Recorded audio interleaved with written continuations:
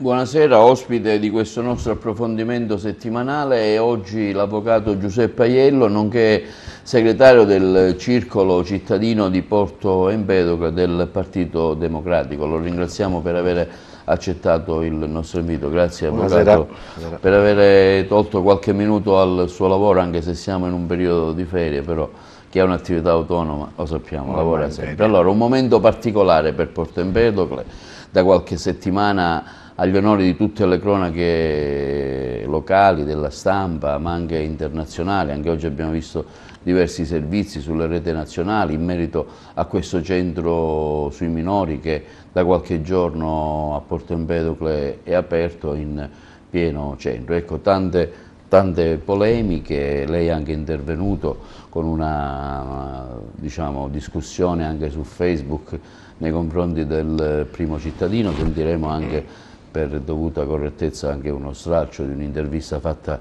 qualche ora fa. Ecco, cosa sta succedendo a Porto Empedocle? Sembra quasi che Porto Empedocle voglia passare per una città della non accoglienza, ma sappiamo che non è così. Prego. Allora, direttore, noi dobbiamo analizzare questa questione del centro di accoglienza da due punti di vista, uno dal punto di vista sociale e l'altro dal punto di vista politico, con tutte le polemiche che sono venute fuori nelle ultime ore. Allora, dal punto di vista sociale, è passato il messaggio, ho avuto l'impressione che è passato il messaggio a Porto Empedocle, soprattutto nei social network, che Porto Empedocle sia una città razzista, e non è così. Intanto storicamente tutte le città che si affacciano sul mare non sono mai state razziste, perché sono anzi sempre state aperte alle culture d'oltremare, no? Pensiamo che Porto Empedocle nell'ultimo secolo è passato da 9.000 abitanti a 19.000 abitanti, vuoi per le attività commerciali che durante il XX secolo si svilupparono a Porto Empedocle, poi per le attività produttive, quindi una società che si è aperta ad altre culture, gli amalfitani, ma anche sulla questione dei centri di accoglienza abbiamo avuto dei precedenti rispetto a questo che ci sta interessando in queste ore. E non c'è stata mai una reazione della cittadinanza empedoclina contro i centri di accoglienza. Io sono d'accordo su una parte dell'intervista che oggi ho sentito del sindaco di Porto Empedocle, quando dice il nostro santo di riferimento è un santo di colore, ed è vero, San Calogero è per gli empedoclini qualcosa di importante. Il problema è un altro. Se si trattasse di un centro di accoglienza in cui gli ospiti permangono a Porto Empedocle, come quello dei semafori, che è presente al piano Lanterna, allora tu hai la possibilità di conoscere. Ecco, stiamo vedendo le immagini che abbiamo girato qualche ora fa, che prontamente la regia ci sta mandando. Tu hai la possibilità di conoscere questi giovani, hai la possibilità anche di inserirli nel tessuto sociale, hai la possibilità anche di verificare, controllare se ci siano dei soggetti di dubbia moralità, e cerchi di inserirli nel tessuto sociale. Se ci facciamo una passeggiata al porto di Porto Empedocle vediamo che alcuni pescherecci ospitano tra i loro lavoratori ragazzi di colore, qualche attività commerciale ospita anche dei ragazzi di colore. Questo centro di accoglienza invece è un centro di primissima accoglienza. Che significa? Significa che, perdonatemi il termine merceologico, questi ragazzi vengono portati a Porto Empedocle, vengono identificati, gli fanno le visite, e poi è un centro di smistamento, cioè dopodiché di prima accoglienza, di primissima accoglienza, dopodiché vengono trasferiti in altri centri. Per cui ogni 45 giorni, 60 giorni noi abbiamo un intercambio di giovani, Per cui perdi il controllo della situazione, cioè non riesci a inserirli nel tessuto sociale e non riesci nemmeno a controllare che tipi di soggetti arrivano a Porto Empedocle. Noi dobbiamo tutelare da un lato questi ragazzi minorenni che hanno subito la disgrazia di scappare dalla loro terra, ma dobbiamo anche tutelare un sistema economico di questo paese. Il punto, il posto, ciò che si critica non è il centro di accoglienza, ma è il centro di accoglienza in quel punto specifico, cioè vicino a una scuola media, vicino alle attività commerciali, vicino sopra l'unico cinema che è presente a Porto Empedocle. Questo è il problema di carattere sociale, non c'è una ideologia di tipo razzista negli empedoclini, non c'è mai stata nella storia di questo paese. Il problema è questo, che si ha un intercambio di minori non accompagnati e tu perdi il controllo della situazione. Il centro andava fatto, per l'amor di Dio, ma in un altro punto della città, non nel centro storico, soprattutto in una città che si dichiara a vocazione turistica. L'altro aspetto è quello politico, le polemiche politiche che ne sono venute fuori. Allora io il 14 di agosto scendo dal mio studio, imbocco la via Genuardi e vedo all'angolo tra la via Genuardi e la via Cristoforo Colombo il sindaco con la fascia tricolore. Vado via, l'indomani mattina, e siamo intorno alle 17:30, 18. Mi stavo recando nei lidi, perché era vigile Ferragosto, mi stavo recando nei lidi. L'indomani leggo l'articolo del giornale, c'è stato un blitz, non ne sapevamo niente, dico, e ho scritto, mi sono permesso di scrivere su Facebook, ma scusate, com'è che non ne sapevate niente se eravate se il sindaco era con la fascia tricolore, era là proprio sotto il centro di accoglienza. Da lì si scatena tutta quella polemica su Facebook, sì è vero, non è vero, ma non è questo il problema. Il problema è che poi nelle susseguenti interviste del sindaco, allora, il sindaco non sapeva, premesso, un centro di accoglienza per aprire è autorizzato dalla regione siciliana, però la regione siciliana, prima di autorizzarla, vuole dal comune, quindi nel nostro caso il comune di Porto Empedocle, il certificato il nulla osta, quindi il comune deve fare delle verifiche e rilasciare questo nulla osta e trasmetterlo alla regione, dopodiché la regione, in collaborazione con l'ASP, questo iter richiede, diciamo, un po' di settimane, vogliamo essere un po' di settimane, per cui non si può dire che non si sapeva. Certo. Tra l'altro mi si dice che il 26 di luglio alle 14:30 arriva una PEC al comune di Porto Empedocle in cui la cooperativa comunicava, guardate che siamo ormai in piena attività, siamo 26 di luglio del 2017. Dopodiché sento l'intervista di oggi, le dichiarazioni. Non sapevo che l'ufficio tecnico aveva rilasciato il certificato. Non sapevo che era arrivata la PEC. La PEC dice è arrivata alle 19:30, però è strano perché io l'ho vista alle 17, alle 18 davanti, per cui alle 17 alle 18 già sapeva e non erano arrivati ancora i ragazzi, perché io sono passato e non erano ancora arrivati. Non sapevo che arrivavano. Il prefetto non ne sa niente, il questore non ne sa niente.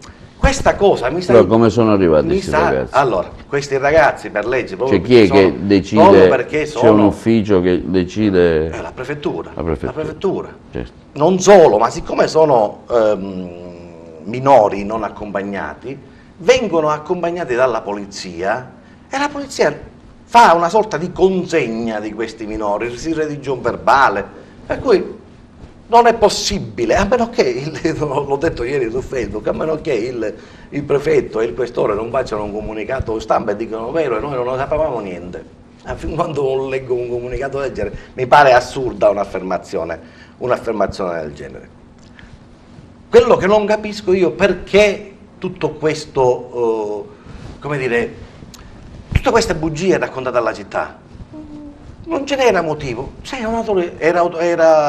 era autorizzato il cosa, basta, lo sappiamo che il comune non ha competenza sull'autorizzazione, ha competenza però sul rilascio del nulla osta, sulle idoneità dell'immobile. Avete verificato se questo immobile è idoneo? Ma ripeto, il problema non è il centro i ragazzi di Colorense, il problema è quello di cercare di inserire questi ragazzi in un tessuto sociale, e non lo puoi fare con un centro di primissima accoglienza, quello andava fatto, ma andava fatto in un posto diverso. Ecco, io vorrei, giusto per chiudere questa discussione, mandare i 3 minuti di intervista che oggi abbiamo fatto al sindaco, che gentilmente ci ha concesso. Se la regia la manda in onda, grazie. Siamo con il sindaco di Porto Empedocle, Ida Carmina, e siamo venuti a trovarla nel suo ufficio proprio per fare chiarezza su quanto sta succedendo relativamente a questo centro che accoglie circa 50 minori. Sindaco, allora molti dicono che lei sapeva, non sapeva, qual è la reale situazione? Ma la reale situazione è confermata dalle carte, io non ne sapevo niente, mi è stato comunicato dell'arrivo, ma non solo non sapevo niente io, non sapevano niente neanche le autorità locali, provinciali e comunali di pubblica sicurezza, che erano tutte impegnate nei lidi per il Ferragosto. A seguito di riunioni di comitati tecnici e comitati dell'ordine e della sicurezza pubblica, io immediatamente, avvisata dagli stessi cittadini, sono corsa sul posto per vedere che cosa si stesse verificando, ho interpellato il responsabile della struttura, che ben sapeva dell'atteggiamento ostile che aveva il paese all'apertura di un centro di accoglienza nel pieno centro della città, limitrofo e vicinissimo a tutti gli esercizi commerciali, alle spalle della scuola media, con tutta una situazione logisticamente non adatta e non accettata dalla popolazione, hanno fatto una sorta di blitz, perché non hanno comunicato niente a nessuna autorità, li hanno fatti infilare lì dentro e stavano sorgendo questioni con i commercianti radunati. Sì, questo è confermato dalle carte, perché qua io ho la lettera, la PEC con cui è stato inviato al Comune, che dice che hanno inviato loro al Comune alle 19:27 del 14 agosto la comunicazione che sarebbero arrivati questi immigrati, quando già erano dentro nella struttura, e non solo, ben sapendo che il 14 agosto alle 19:27 nessuno avrebbe potuto recepire questa PEC e stamparla e darla al sindaco. Infatti al protocollo del Comune questa PEC ha la data del 16 agosto e come era ovvio e naturale. Tutto questo naturalmente ha ingenerato una reazione alla popolazione, anche purtroppo antivandalici, perché le cose mal gestite, questo tipo di situazioni che sono molto delicate, la popolazione va ascoltata, preparata, dovrebbe essere un percorso condiviso e non imposto dall'alto, senza che peraltro il primo cittadino, responsabile voce della città, possa esprimere alcunché, perché questa legislazione, e io lì stigmatizzo sia il governo nazionale che il governo regionale, che bastava facessero in modo che anche le comunità locali, tramite il sindaco, il consiglio comunale, fra l'altro il consiglio comunale empedoclino si è espresso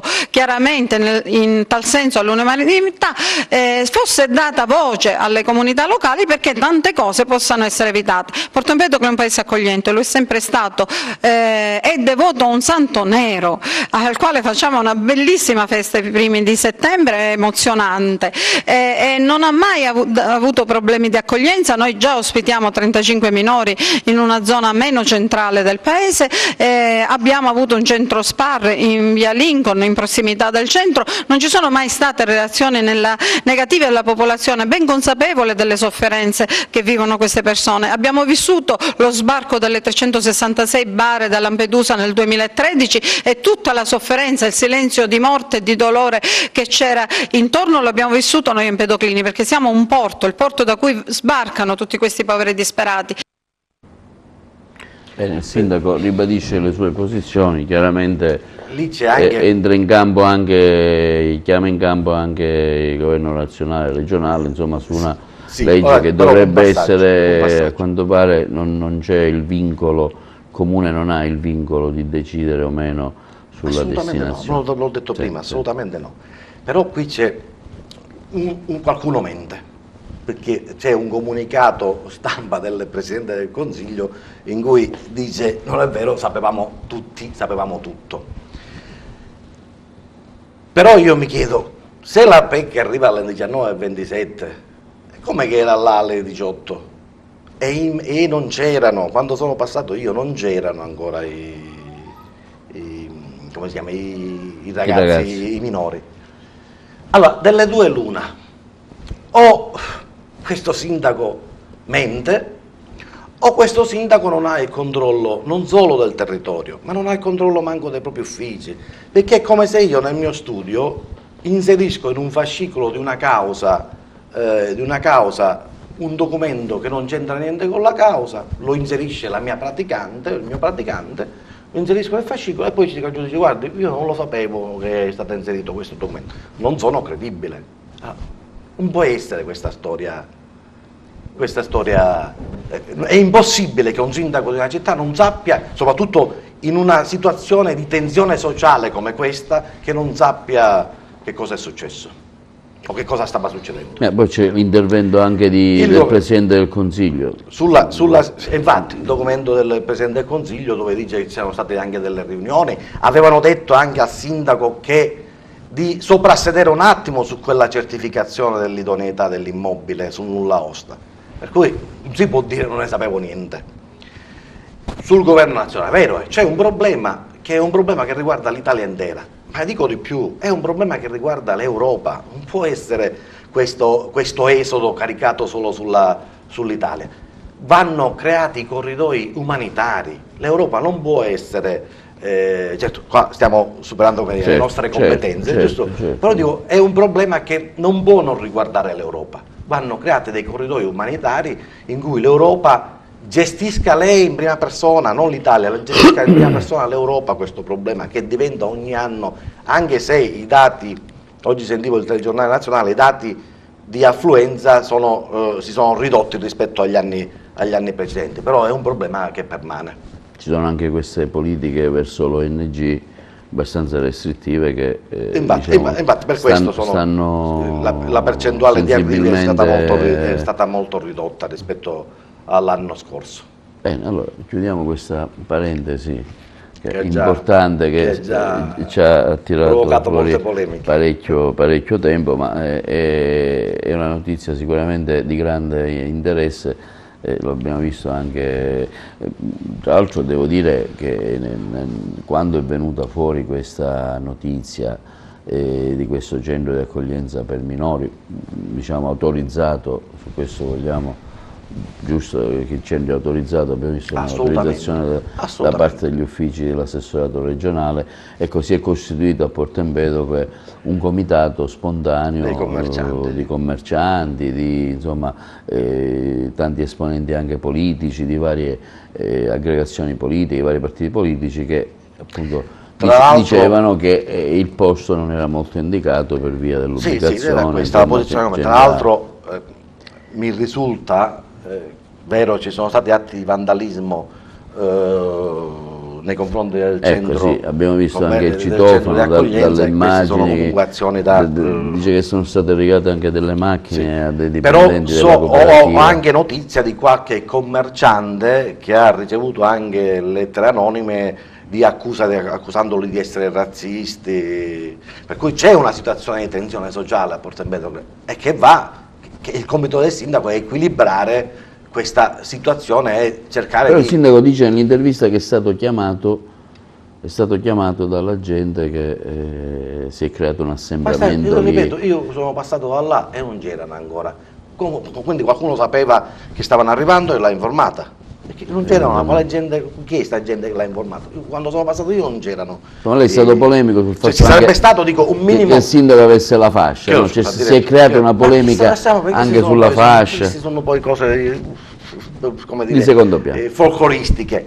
Ma dico, se ci fossero state già in quel momento in cui sono passato io i minori, ci sarebbe stato un minimo di movimento in quella strada. Dico, non c'era nessuno, c'era solo il sindaco con il coniuge e qualche altra persona, credo anche un vigile urbano. Allora, avvocato, lei chiaramente rappresenta il Partito Democratico di Porto Empedocle. Un altro aspetto a cui voi avete puntato il dito è stata la rinuncia da parte del Comune di Porto Empedocle alla partecipazione ai contratti di sviluppo. quanto pare, ecco, voi dite che questo causerà un mancato impulso al turismo di Porto Empedocle. Ecco, per i tanti che magari non sono particolarmente informati, spieghiamo meglio la vicenda di questi patti di sviluppo, cosa comporta, cosa ha comportato. Noi abbiamo anche fatto recentemente un'intervista anche al dottore Cusumano, che diciamo, è stato il consulente del patto. Ecco, un altro aspetto su cui voi siete stati particolarmente critici. Infatti io, avendo notizia di questo fatto, mi sono studiato un po' le carte e ho anche, come dire, mi sono anche relazionato con il dottore Cusumano. I contratti di sviluppo. Il governo centrale, premessa, prima, il Movimento 5 Stelle nella campagna elettorale fa una campagna elettorale dicendo che l'economia della città di Porto Empedocle doveva essere necessariamente un'economia a indirizzo turistico. Turistico, certo. Abbiamo parlato di passerelle che da Porto arrivano alla Scala dei Turchi, abbiamo parlato di verde, di una pianura, una sorta di pianura padana al posto della Italcementi, abbiamo sognato, però pareva che avevano un'idea di sviluppo. Si presenta l'opportunità dei contratti di sviluppo, che dette in parole elementari sono lo stanziamento di 1.250.000.000 da parte del governo centrale per progetti nel settore turistico. Aderire ai contratti di sviluppo sarebbe significato innanzitutto come prima conseguenza sì, che gli imprenditori che presentavano i progetti avrebbero avuto uno snellimento nella procedura di autorizzazione, perché è previsto dalla legge una conferenza dei servizi in cui ti autorizzano, ti danno la concessione edilizia sostanzialmente sui tuoi progetti. Così com'è invece l'imprenditore che presenta il progetto e qualcuno a Porto Empedocle l'ha presentato dovrà seguire il normale iter con i tempi burocratici del comune di Porto Empedocle per ottenere l'autorizzazione, la concessione edilizia. Contratto di sviluppo significava per i privati il finanziamento di progetti, significa il finanziamento dei progetti di cui al 50% a fondo perduto, 25% a tasso agevolatissimo e 25% da restituire. Per gli enti pubblici, comune, significava contributo al 100% al fondo perduto. Per esempio, progetto del porticciolo turistico che fu finanziato 20 anni fa e che oggi non può essere portato non può essere realizzato perché rispetto a 20 anni fa il preziario è cambiato, ciò che costava €1 20 anni fa oggi ne costa 2. Avresti potuto con i contratti di sviluppo, come dire, integrare il costo della realizzazione del porto turistico. L'assessore mi dice invece che questo è un problema superato e che a settembre partiranno i lavori del porticciolo turistico. Siccome settembre è tra 15 giorni, dovremmo vedere i risultati, l'inizio di questi lavori del porticciolo turistico. Che sarà ubicato dove? Si voleva un porticciolo turistico a Ponente. A Ponente. Vicino alla zona Enel, per capirci. Si parla da anni di museo marino Torre Carlo V. C'era un vecchio progetto che era addirittura di Sinesio padre, di un museo di archeologia marina, poi Firetto fece il museo del mare, però rimane sempre un'idea, c'era un protocollo, so che c'era un protocollo, l'ex sindaco Guarrasi mi ha informato che c'era un protocollo di intesa con la sovrintendenza, sarebbe stata un'opportunità di finanziamento. Io sono stato 2 fine settimana fa, ho fatto un fine settimana nella Costa Amalfitana. Di ritorno dalla Costa Amalfitana ho ho scritto una lettera aperta che anche voi avete pubblicato, una lettera aperta al sindaco senza alcuna polemica, in cui raccontavo questa esperienza. Io sono partito da qua, mi sono fermato a Maiori, che è una cittadina vicino Amalfi. Maiori non ha niente di sé, ha solo avuto la capacità di sapere sfruttare la vicinanza con Amalfi, con Positano e con Sorrento. Porto Empedocle ha qualcosa in più di Maiori, certo. Ve lo assicuro perché ci sono stato, e Porto Empedocle ha quantomeno una spiaggia migliore di quella di Maiori. Lo sa, è nelle condizioni di sapere sfruttare la centralità tra la Valle dei Tempi e la Scala dei Turchi? Questo è questo deve essere. Chi ha una visione di una città a vocazione turistica, questo deve fare. E dicevo, e raccontavo al sindaco in quella lettera aperta che guardando i paesaggi della costiera amalfitana pensavo alla via Francesco Crispi, più comunemente chiamata Cannelle, dove lì si potrebbe creare un borgo marinaro con un piano di colori, ma per fare questo ci vuole il piano regolatore generale, non si capisce perché non lo si porta in consiglio comunale, ci vogliono i piani particolareggiati, ci vuole una idea di sviluppo di questa città, una visione, perché l'impressione che ho è che questa amministrazione non abbia una visione per questa città. Sì, vabbè, parliamo di turismo, noi siamo vocazionati. Quindi tornando al discorso dei contratti di sviluppo, la mancata adesione... La mancata adesione comporterà immediatamente per gli imprenditori la necessità di chiedere l'autorizzazione per le vie ordinarie, la concessione edilizia per le vie ordinarie. Tenga presente che gli imprenditori, i comuni che hanno aderito da Licata a Sciacca, hanno presentato progetti per 180 milioni di euro, dati che mi dà il dottore Cusumano, per 180 milioni di euro. Il comune di Porto Empedocle non ha presentato nulla, perché non ha aderito.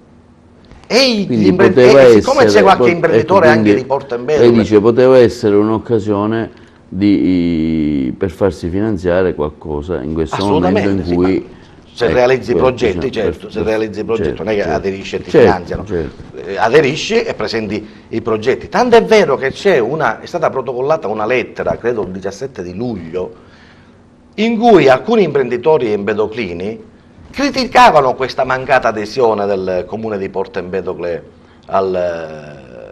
ai contratti di sviluppo, perché era un'opportunità unica. In passato questa contrattazione negoziata è stata utilizzata, il parco letterario, furono realizzate alcune opere anche infrastrutturali, per esempio l'hotel che c'è al Lido Azzurro fu realizzato con questi Villa Romana fu realizzato con questi patti tanti anni fa. Ecco, il comune non dà posti di lavoro, però crea le condizioni perché si creino i posti di lavoro, ma se stai fermo a guardare le stelle... Certo, è chiaro, benissimo, abbiamo chiarito anche questa cosa. Ecco, un altro punto, come lei l'ha accennato poco fa, è questa mancata diciamo, come si dice, approvazione del PRG. Allora, il PRG credo che parte dalla notte dei tempi, siamo nel 1996 quando fu dato l'incarico, 1997. Poi Firetto, con l'amministrazione Firetto fu concluso l'iter e ora si aspetta che deve andare in consiglio. Deve andare in consiglio. Ma perché non si porta in consiglio comunale? Il PRG è uno strumento fondamentale per l'edilizia di un paese. È uno strumento fondamentale. E perché parliamo, non so che dirle, perché se non si agisce su questo, su questi che sono gli strumenti fondamentali di un ente, ma di che parliamo? Senta, un altro punto su cui voi tra l'altro avete avuto anche un incontro con Sicilia Futura, proprio avete fatto un po' il punto, ecco,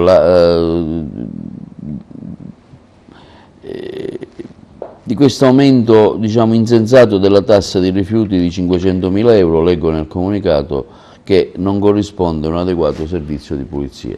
Allora, intanto... Ricordiamo che è partita anche la differenziata. Sì, per cui... allora, intanto l'incontro, il PD si è fatto promotore a Porto Empedocle di questo incontro anche su una sollecitazione che fu fatta dal segretario provinciale della CISL, in cui diceva costruiamo per la città un governo di salute pubblica. Su questa iniziativa, su questa sollecitazione da parte della CISL, il PD ha iniziato una serie di incontri con Sicilia Futura, ma anche con i sindacati, discutendo della situazione di Porto Empedocle. Tieni presente che normalmente un'amministrazione dopo 100 giorni fa un resoconto della sua attività. Sono passati 14 mesi. Cioè, abbiamo iniziato a muoverci dopo un anno dalle elezioni e abbiamo iniziato a incontrare proprio per consentire all'amministrazione di prendere conoscenza con la macchina amministrativa,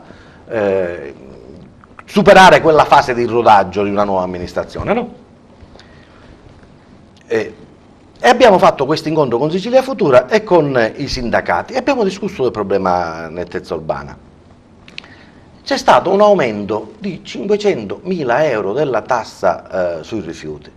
E il problema è che intanto Porto Empedocle vive una situazione economico-sociale drammatica.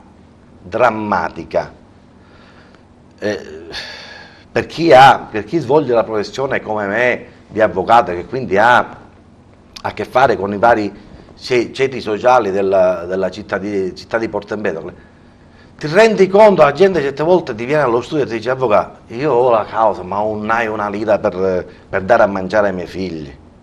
E allora la gente prima di pagare una tassa che è aumentata di 500.000 euro pensa prima a dare a mangiare ai propri figli. Anche perché onestamente devo dire che rispetto all'importo, ora non me ne vogliano le aziende, però mia madre abita nell'altipiano Lanterna e siccome vivo con lei ultimamente dopo la morte di mio padre, vedo che il paese, soprattutto nella parte periferica, non brilla per pulizia. Sì. Non brilla. Probabilmente non c'è qualche disfunzione rispetto al contratto, però il fatto sta che il paese è in totale abbandono da questo punto di vista. Sì, è vero, la via Roma è pulita, però il paese non è solo la via Roma. Il paese è la via Roma, il paese è Ciuccafa, il paese è Lanterna, il paese è Grandi Lavori. Perciò ricordiamo che c'è una situazione anche deficitaria da parte verso il pagamento degli monumenti, degli stipendi ai netturbini. Sì, c'era una situazione di 8 mesi, 9 mesi, c'era anche una situazione deficitaria anche nei confronti degli impiegati, e che lì tutta la solidarietà, per l'amor di Dio, tutta la solidarietà per gli impiegati e per i netturbini. Però il problema è qual è la via d'uscita in questa situazione. Cioè veramente qua c'è il dramma di capire se c'è la luce, come dire, la tipica frase, se c'è la luce se si vede il tunnel, oltre il tunnel. Non si vede. Attualmente no. Anche senta, un altro punto su cui avete discusso è appunto la questione dei talcementi, una realtà che ormai insomma si è spenta. Allora, la questione dei talcementi. Tra virgolette. Sulla questione dei talcementi partiamo da qualche anno indietro. Ma questo ne faccio anche una responsabilità del mio partito, attenzione. Chiude la più grossa azienda presente sul territorio empedocrino e nessuno dice una parola. Nessuno dice una parola, al di là di qualche riunione, qualche comunicato stampa. Si sarebbe dovuto fare una sorta di guerra civile su quell'area, anche perché non è ammissibile che un'azienda chiude e mi lasci un cimitero industriale, anche perché la legge ti impone che devi bonificare un'area.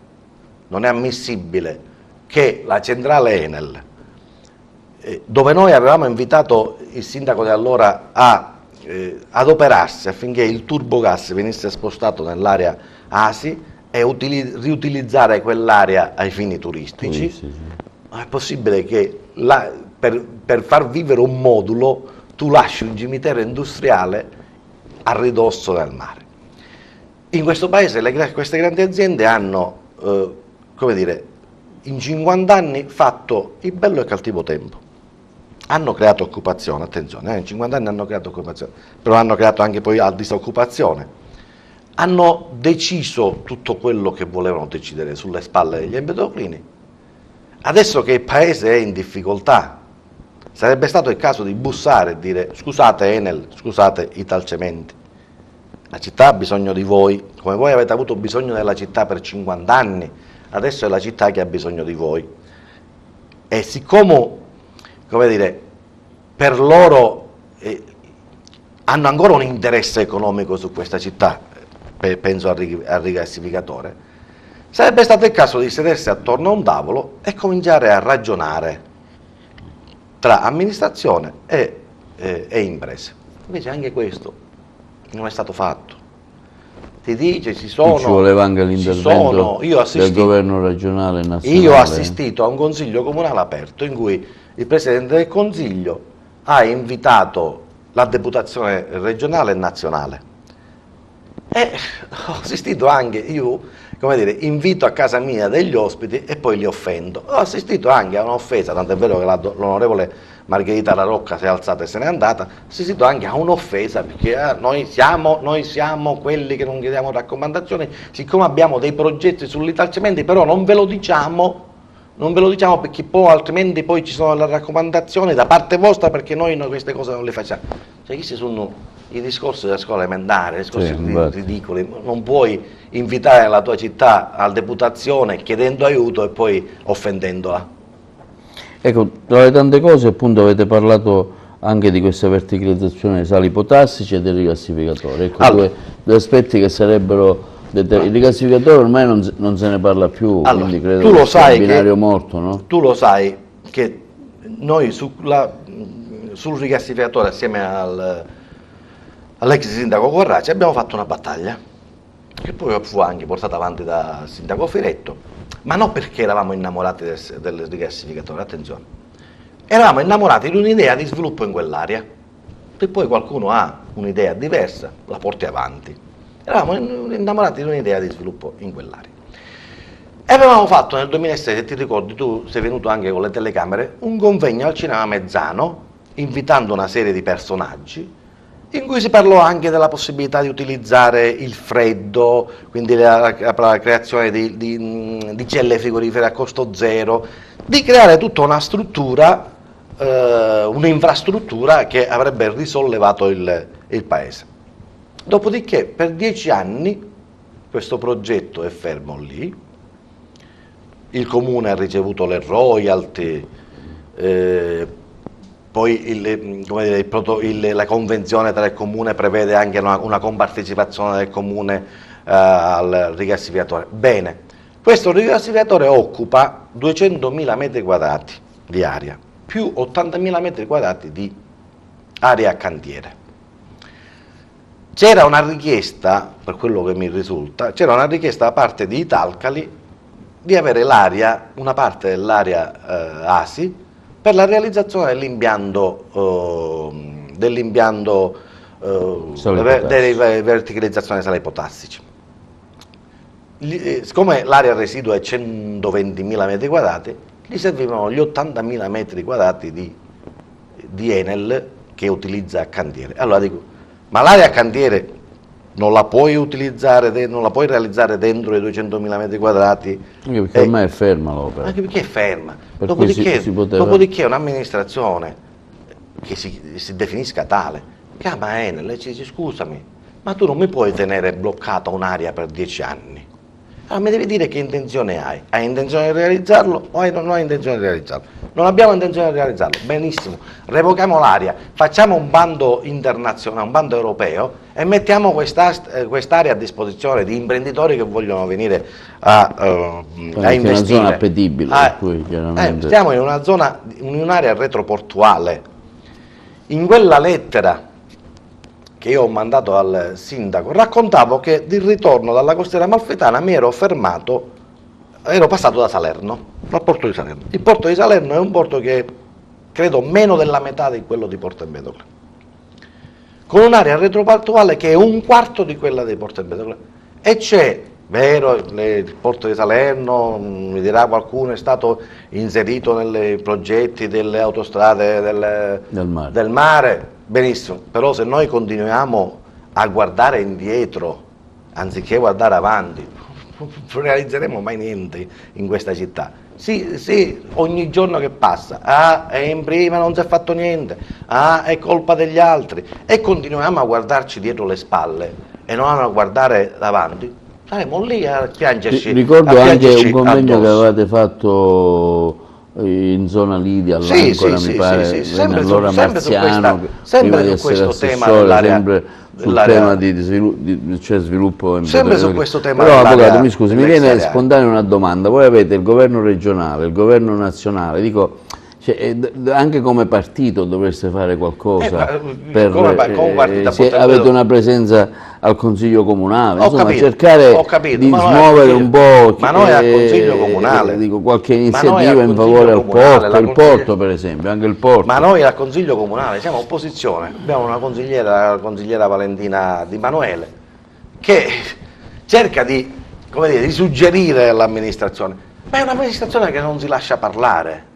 Cioè, ogni tanto leggo... Quindi lei dice tutto parte dall'amministrazione comunale. Ma certo, l'amministrazione che detta la linea politica di un paese, non è che l'ha detta un partito di minoranza, l'ha detta o i consiglieri di opposizione, l'ha detta l'amministrazione la linea politica di un paese. La linea politica e la linea amministrativa soprattutto. Per cui leggo spesso su Facebook, ma invece di litigare perché non lo collaborate? Ma non viene accettata la collaborazione. Appena ti permetti di dire scusate, io avrei un'idea su... ma tu sei il passato, tu sei... Iniziano anche le offese, in alcuni casi anche le offese personali, anche le offese personali, con qualcuno si è andato a finire anche in tribunale, per cui non c'è la possibilità del dialogo, perché poi tra opposizione e maggioranza ci può essere un dialogo, sicuramente. Ma nella nostra città è impossibile un dialogo con l'amministrazione, perché si continua a guardare indietro e non si guarda avanti. Ecco, per il porto invece mi pare che anche lì c'è una situazione ferma, no? Porto, io ricordo... ci fu un periodo che sembrava che il porto... Ma vedi, il porto le navi da crociera che arrivavano... Ma vedi, tutto il porto non se ne parla entrava più, sempre in quel progetto del rigassificatore, perché il progetto del rigassificatore prevedeva il dragaggio del porto, la realizzazione di un braccio a levante, prevedeva proprio la realizzazione di una serie di infrastrutture. Se questo progetto è fermo, però è fermo tutto, ma non sappiamo, non siamo nelle condizioni manco di sapere quali sono l'idea che Enel ha su quell'area. Quindi diciamo sembra che ci sia una sorta di, come dire, di Cremlino in questo progetto del rigassificatore. Non si riesce a capire quali siano le intenzioni. Ora dico, chi ci vuole a convocare Enel e dire mi devi dire quali sono le tue intenzioni su quest'area? Cioè, lo dico, non è che ci vuole essere scienziati, ci vuole essere, mettersi davanti al telefono e dire, telefonare all'amministratore e dire io sono il primo cittadino di Porto Empedocle, vorrei incontrarla e vorrei sapere, incontrandola, vorrei sapere che intenzione avete su quest'area. Ecco, poi volevo anche capire, ecco, voi avete fatto anche una denuncia di immobilismo e di incapacità amministrativa proprio da parte dei vertici della Giunta, insomma, in atto so che ci sono pochissime sedute, insomma non c'è un'attività amministrativa al Comune di Porto Empedocle. Noi abbiamo fatto un documento in cui, parafrasando la precedente amministrazione, abbiamo detto promessa non mantenuta. Abbiamo elencato tutta una serie di punti di cui aveva parlato il Movimento 5 Stelle durante la campagna elettorale, che non sono state mantenute. Ora, io non mi invento niente quando dico il Comune di Porto Empedocle, il Movimento 5 Stelle aveva fatto un manifesto durante la campagna elettorale. Noi siamo contrari al dissesto, un manifesto pubblico, affisso per le strade, i volantini. Uno dei primissimi atti che arrivò in Consiglio Comunale fu la dichiarazione di dissesto. La dichiarazione di dissesto in un paese è un fallimento, come è il fallimento per la società, è un fallimento per un ente pubblico. Io sono stato sempre contrario, il PD è stato sempre contrario alla dichiarazione di fallimento, alla dichiarazione di dissesto.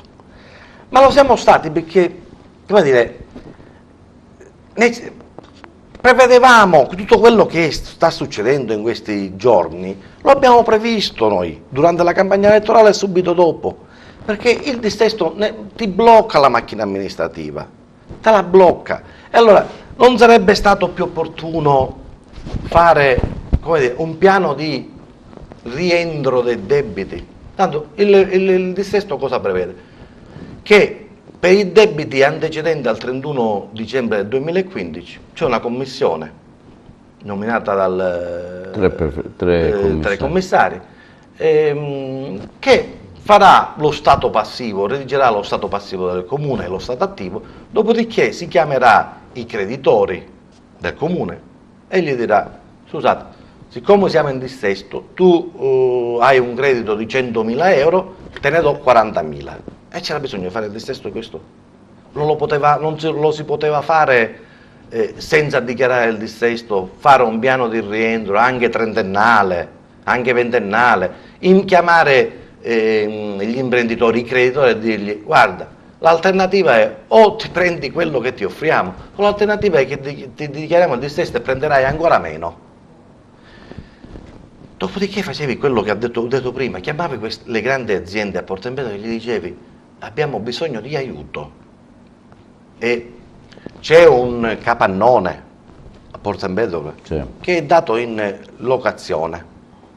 Dal 2011, per quello che mi risulta, non è stato pagato il canone, che è di 250.000 euro l'anno. Significa che credo che il comune abbia un credito di 1,5 milioni di euro. Allora, ad oggi perché non si revoca questo capannone?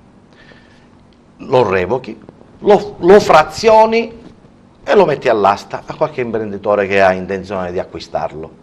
Credo che quel capannone valga intorno ai 9 milioni di euro con tutta l'area attorno, stiamo parlando credo di intorno ai 60.000 metri quadrati di area. Ma se ce ne stiamo a fare i selfie, certo.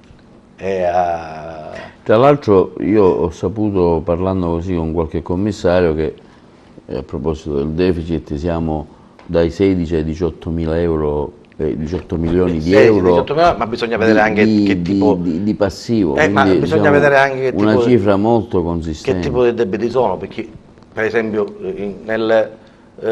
c'erano anche 5 milioni di anticipazione di cassa, che ora pare che il Banco di Sicilia è rientrata, per cui sono ancora 16 milioni. Anche lì pare che ci sia una sorta, pare che si diano i numeri, no? Un giorno su 16 milioni, un giorno 18 milioni, un giorno 22, poi si scende di nuovo Ma a quando 15. è che si saprà qualcosa di più preciso? Credo che alla fine i commissari dovranno rendere pubblici i dati di questo debito. Insomma, quale sarà il futuro di Porto Empedocle? Giusto per arrivare, continuiamo la nostra intervista su tematiche un po' diverse. Il futuro di Porto Empedocle, dicevo... E il vostro ruolo anche come partito, diciamo... Allora, il nostro ruolo, noi stiamo... di governo, al insomma, di là della pausa, anche il governo. Al di là della pausa estiva, abbiamo iniziato una serie di incontri come PD, con Sicilia Futura, con i sindacati, e lo faremo anche con le liste civiche che sono presenti in Consiglio Comunale. Dopodiché offriremo alla città un'idea di sviluppo. Noi una visione per questa città l'abbiamo, abbiamo anche, al di là delle persone che poi gestiranno, che poi saranno candidati, chi farà il sindaco, ma prima di parlare delle persone che dovrà fare il sindaco, dobbiamo sapere che idea abbiamo di questa città, qual è il futuro di questa città. Qualcuno mi diceva: ma che tu vuoi fare? Io non voglio fare niente, sono candidato a fare il cittadino in una città vivibile. Io ho un figlio unico che non vorrei accompagnare alla stazione e vederlo partire per la Germania, come hanno già fatto tantissimi. Come hanno fatto già in tanti. Vorrei che mio figlio crescesse in questa città, che trovasse, come dire, moglie in questa città, trovasse un lavoro in questa città o comunque nei territori limitrofi. Certo. Ma un'idea per questa città bisogna averla. Qua mi pare che viviamo un pochettino alla giornata. Vabbè, oggi ce l'abbiamo fatta, pensiamo a domani. C'è molta rassegnazione. C'è molta rassegnazione anche negli uffici comunali. Io ogni tanto vado al comune, mi pare che c'è proprio un lassismo, ma non perché gli impiegati comunali non lavorano, perché negli anni precedenti lavoravano. C'è un lassismo perché non c'è progettualità, è un comune che non ha progettualità, non ha futuro. Un comune deve programmare, progettare e realizzare, non è che ci sono altre cose da fare. Avvocato, passiamo a qualcosa di più particolare. Ecco, lei è un noto avvocato della provincia, c'è stata recentemente una sentenza in un settore, quello degli insegnanti, e lei ha ottenuto una sentenza, diciamo, a suo favore da parte del Tribunale Sezione Lavoro del Tribunale di Padova, riguardo appunto il settore della docenza. Se se ne vuole parlare, così diciamo, approfittiamo anche di questo aspetto. E allora, la 107, che è la cosiddetta legge sulla buona scuola, è una buona legge per alcuni aspetti, perché comunque ha dato una sistemazione stabile a 100.000 insegnanti. In tutta Italia, certo. 100.000 insegnanti, che prima erano precari e ora sono di ruolo. Però c'è un sistema, quello dell'algoritmo, che ha presentato qualche disfunzione. La mia cliente in particolare, che era una palermitana, un'insegnante di Palermo, aveva fatto richiesta di essere assegnata come prima scelta a Palermo e poi aveva indicato le altre province della Sicilia. E invece l'algoritmo l'ha catapultata a Piove del Sacco, provincia di Padova, che è un paesino in cui sono stato proprio qualche mese fa, in provincia di Padova. Con l'occasione ho visto anche la cattedrale Sant'Antonio, è stata anche un'occasione per visitare la città di Padova. Dov'è che abbiamo individuato il punto di debolezza della legge?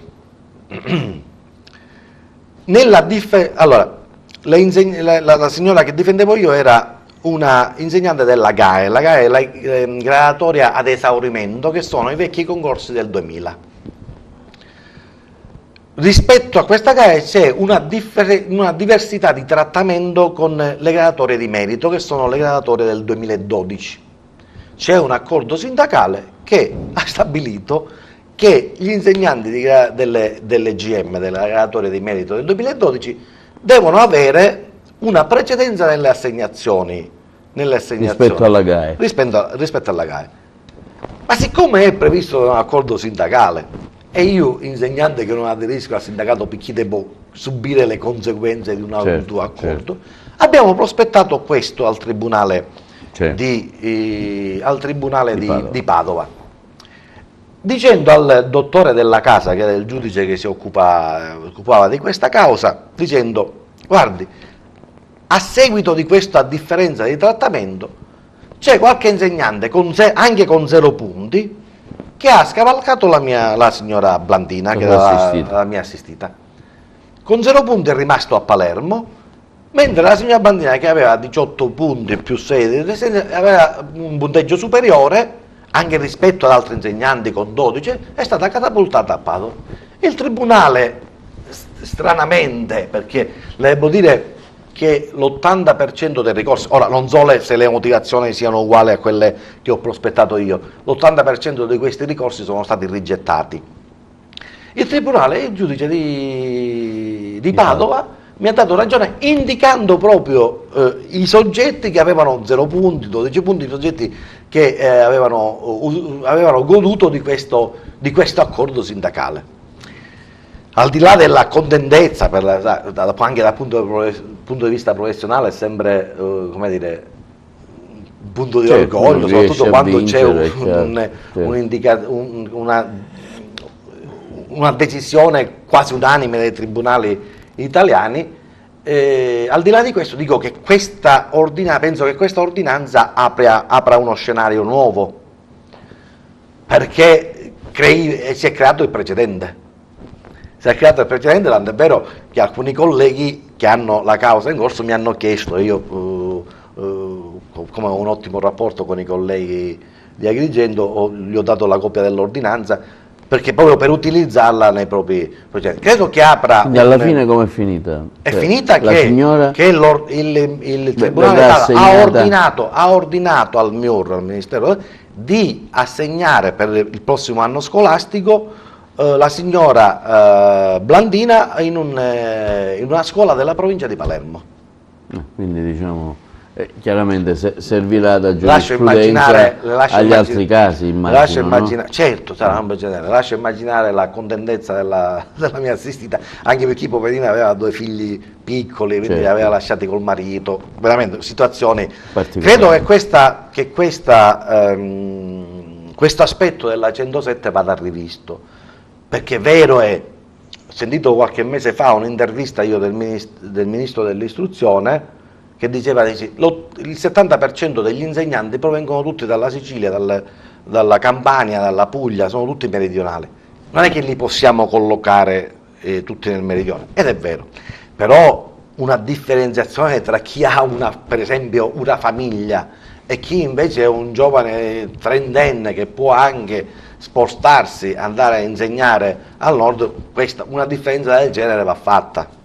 Avvocato, ecco, ultimi minuti della nostra discussione, ecco, parliamo un po' di questo momento, come si vive anche all'interno del PD, di un circolo anche empedoclino, questo momento di attesa che stiamo vedendo in vista delle prossime elezioni, che ormai siamo già quasi al 20 agosto, per cui il 5 novembre si vota, ancora c'è questa forte incertezza, primo per la scelta del candidato, che diciamo, mi riferisco alla sua parte politica, sì, giusto? Certo.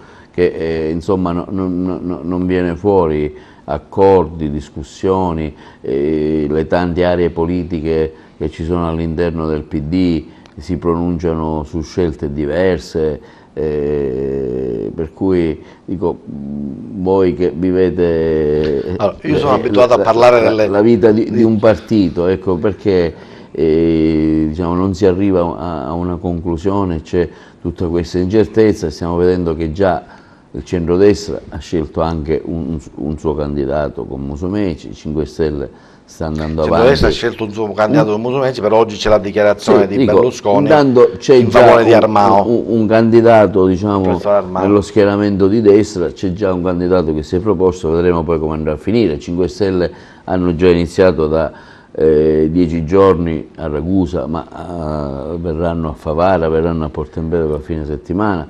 Ecco, però ancora il PD, insomma, tentenne. Allora, io normalmente sono abituato a parlare delle cose di cui ho competenza diretta. Però lei è il segretario di un partito, viene chiamato in causa, ci sarà un dibattito all'interno del partito, no? Anche come cittadino di questa regione dico, io in tempi non sospetti, in un'altra intervista, mi fu chiesto, mi fu fatta la stessa domanda e dissi che una delle persone, perché poi il Presidente della Regione, secondo me, deve andare al di là dei partiti. Secondo me una persona di spessore, lo dissi in tempi non sospetti, una persona che poteva ben rappresentare, anche per quello che aveva fatto in provincia di Agrigento, poteva ben rappresentare questa regione, era il professore La Galla. Uno a cui la provincia di Agrigento deve molto, perché ha realizzato qua ad Agrigento il consorzio universitario, poi divenne rettore dell'università, però aveva sempre un occhio di riguardo su questo consorzio universitario, lo ha realizzato e ha consentito a tanti giovani che non avevano magari le possibilità di andare a Palermo, di andare a Catania, di andare a Milano, di poter, gli ha garantito un diritto allo studio. Ora pare che nelle ultime ore questo nome del professore La Galla sia tra quelli papabili in un accordo con il PD. Certo, sarebbe stato molto bella per il PD la candidatura del Presidente del Senato, uomo di grande spessore, uomo Grasso. Presidente Grasso. Credo che avrebbe messo d'accordo anche aree che vanno al di là del centro-sinistra, però purtroppo per noi ha rinunciato. Credo che il professore La Galla sia in questo momento... Sì, in queste ore sta uscendo anche fuori il nome di Micari, un altro rettore sponsorizzato fortissimamente da Orlando. Sì, però i giornali oggi parlavano più di La Galla. I 5 Stelle sì, E di questo accordo con iniziato... il partito di Alfano, che insomma ancora viene tirato da destra e da sinistra. Come lo vede lei? Ecco, quale può essere l'incidenza, diciamo, nell'esito del voto? In Sicilia credo che il partito è determinante. sia determinante, certo, almeno in Sicilia sia determinante. Io ricordo ad Agrigento, quando tutti davano per perdente l'alleanza, la lista del ministro Alfano ha fatto la prima lista da Agrigento città. Un'altra domanda, giusto per... Dico, ma un presidente uscente, solitamente, perché non viene ricandidato? Forse in Sicilia è la prima volta che un presidente uscente si offre e non viene ricandidato. Ecco, come la vede lei da attivista del PD? Perché probabilmente e poi anche da cittadino. Probabilmente perché il PD e i cittadini della Sicilia si aspettavano qualcosa in più del presidente Crocetta. Bene, io ringrazio l'avvocato Giuseppe Aiello per la disponibilità che ci ha dato nell'intervista. Abbiamo voluto un po' parlare delle problematiche di Porto Empedocle, in particolare su questa vicenda del centro per minori che sta interessando un po' tutta la stampa nazionale e anche le maggiori emittenti televisive. Oggi sono state diverse interviste anche al neosindaco, abbiamo sentito anche il neosindaco, per cui parliamo di una Porto Empedocle, speriamo di un rilancio per Porto Empedocle in futuro, per il reciclatore, per il porto. Insomma, Porto Empedocle ha un ruolo importantissio nell'economia provinciale. Speriamo anche perché io non ho più l'età di trasferirmi al nord Italia, per cui devo forza maggiore rimanere qua. Bene, la ringraziamo, facciamo i nostri migliori auguri anche per chi è ancora in ferie. Ricordo sempre che potete vedere questa intervista anche sul nostro sito internet televideoagrigento.tv, anche in streaming, oltre che sul canale digitale di TVA, il canale 92, che è visibile in tutta la Sicilia e nella Bassa Calabria. Grazie, una buona serata, grazie avvocato. Arrivederci e grazie a voi. Buonasera.